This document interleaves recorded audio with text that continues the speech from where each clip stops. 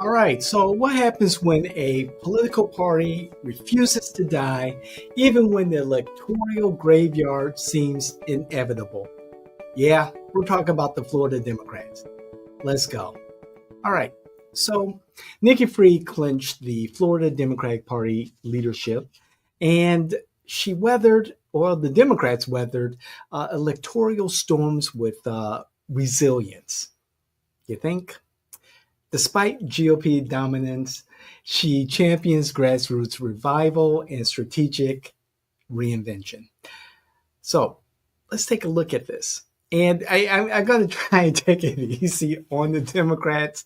I know I've been tough. I'm no longer a registered Florida Democrat. Hey, I rather be where I'm celebrated than where I'm tolerated. And the Democrats have failed, not just me as a Democrat, but as many others, as I have conversations across Central Florida of late, and across America in a way, because I've had conversations with other people. So not just the Florida Democrats, but the Democratic Party in general. So with Nikki Fried being reelected as chair of the Florida Democrats, it leads you to think, why? I don't think there was, enough competition, first of all. Second, who would want to take on this mess called the Florida Democrats? Number three, the Democrats have a large electoral hole to dig out of. Last check, the Democrats are about 1 million registered voters behind the Republicans, with a growing non party affiliate demographic, which I am now a part of.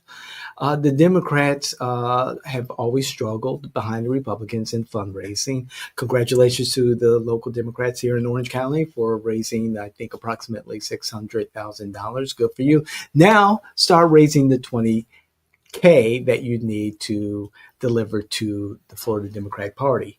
And you know something? Let me take a quick aside here. There's a better way, and we're going to be discussing that in the coming weeks and months, to really let people's vote and their voice count. Okay, saying that.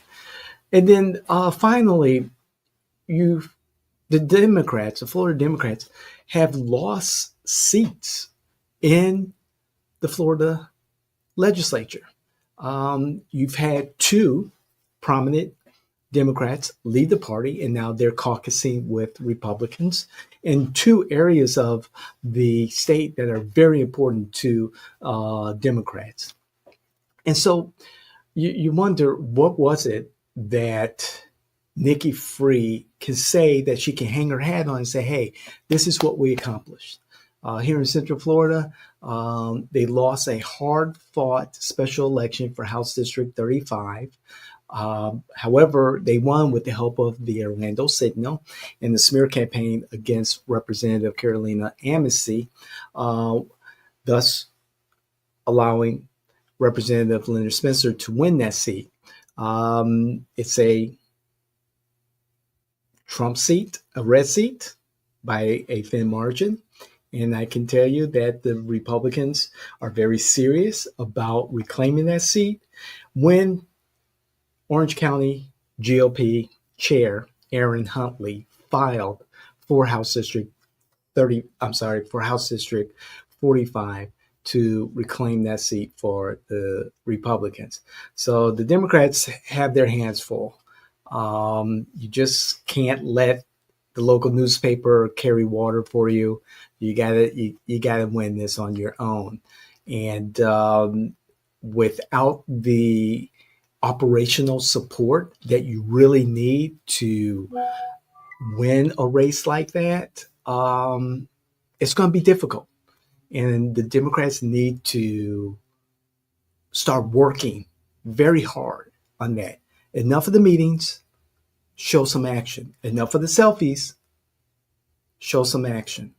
And enough of the social media posts, show some action.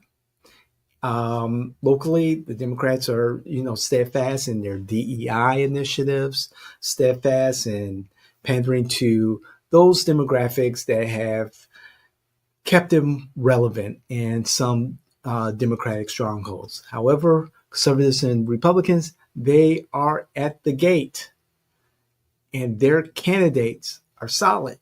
So, Democrats, get off the horse. Let's go. Let's do some stuff. Anyway, um, speaking about leaving the Democrats, it's funny. Just after the holidays and after I left the local Democratic Party, I received a Christmas card or a holiday card from the local party. And I thought it kind of funny because one, I was no longer registered as a Democrat here in Florida. And two, it was after the holidays. So, I kept that as a parting gift from the Democrats. However, in their most recent meeting, they made it a note to update their records and let people know who have left the party for one reason or another.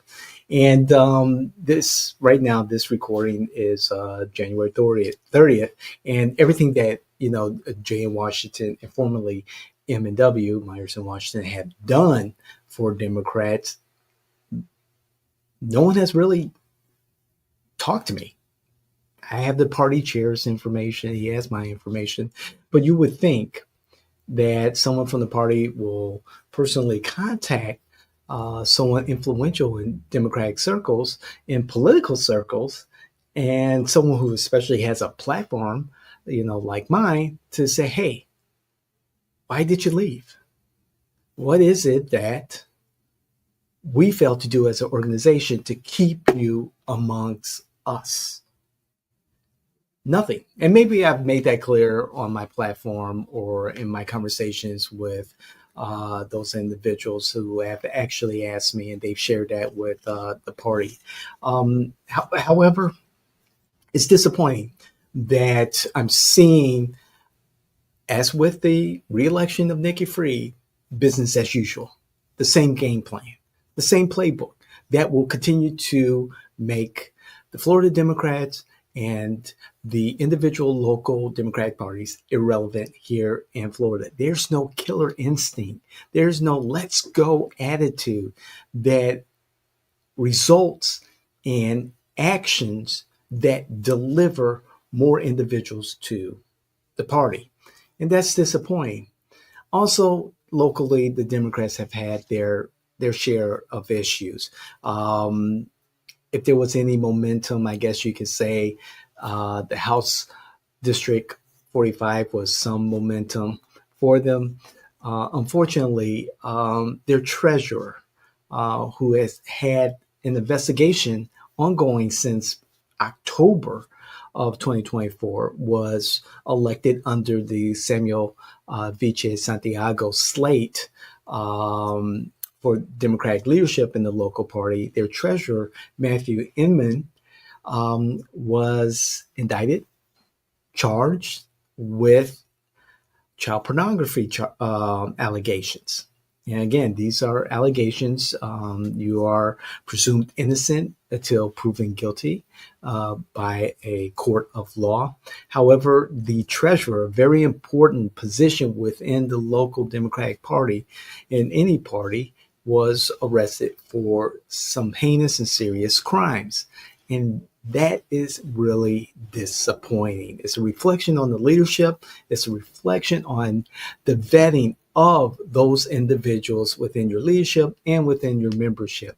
And it was sad to hear how the party had to apologize and make it clear that if there were any inquiries into the dismissal of Matthew Inman from the party, to direct it towards the party leadership. And they have to do so much to literally erase Matthew Inman from the party.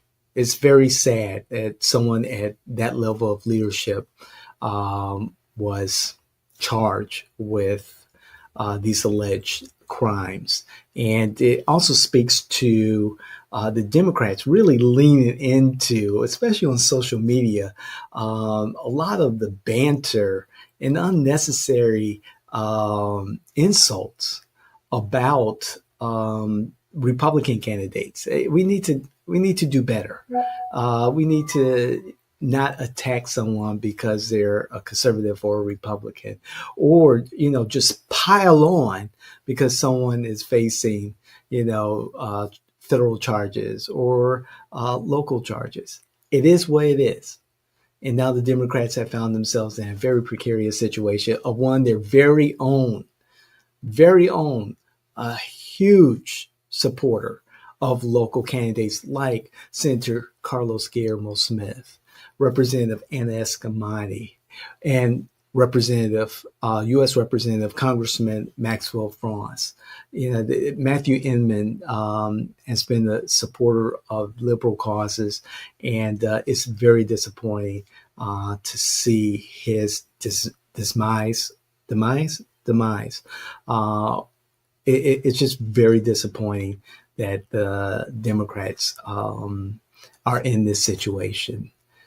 So I don't know. It's hard to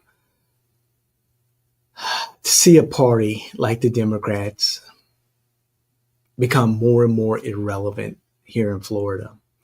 As a Chicago Democrat, and I'll always be a Chicago Democrat, we always believed that politics is a blood sport. However, you got to know how to play the game in order to participate in this sport. And to play in this game, you have to rely on people, individuals who are experienced and knowledgeable about politics. Embrace them. Have a conversation with them, an understanding that with experience and knowledge can be useful, can build upon. And unfortunately, especially with the local party, they've walked away from that knowledge base and that experience base. And that's unfortunate. And that's what makes the Orange County Democratic Party and the Florida Democrats in general more and more irrelevant. It's sad to see. Hopefully, and they will, the local Democrats and the Florida Democrats will recover from the Matthew Inman situation. There's a lot of really good people who are out there doing the best they can to help the Democrats become relevant. Hopefully their work in the next decade or so will help them, will I don't know what to say. I really don't. Hopefully in the next decade or so, they will become relevant. It took the Republicans almost a generation, 30 years, of getting to where they are right now. And the Democrats will need to capitalize on any effort that the Republicans make that will fumble the bag for them. And the Democrats need to have leadership that is convincing, that is confident, and reassures those of us who left the party, or those of us who want to join the party, or those of us who are in the party, that there is a sound message, that there is a sound strategy to becoming relevant again. So, I forgot what this is. There's so many different shows. This is Ground Zero Florida. I'm David Washington, your host. There's so many things going on in my head. If you enjoy listening, watching our content, please like, share, hit the notification button, but more importantly, comment. We want to know what you think about what we said and what's happening in our world today. So again, comment, let us know what you think. Bring your facts, not your feelings. And if there are any of your family, friends, those influencers that you know, candidates, electeds who you think will benefit from our content, because I know you're sharing, Please share this content with them. And hey, we'll love to have you as a guest, and you can contribute to our content. Let's have a conversation. Let's have an interview. And again, if you think that you can contribute to what we're discussing in the general conversation, we'll love to have you. Again, I'm David Washington. This is Ground Zero Florida. We'll see you the next time. Thank you.